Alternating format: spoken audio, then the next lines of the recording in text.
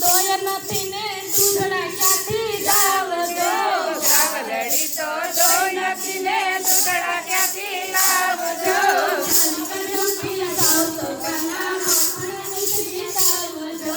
ઘડીક જંપી જાવ તો કાના માખણ મિશ્રી ખાવજો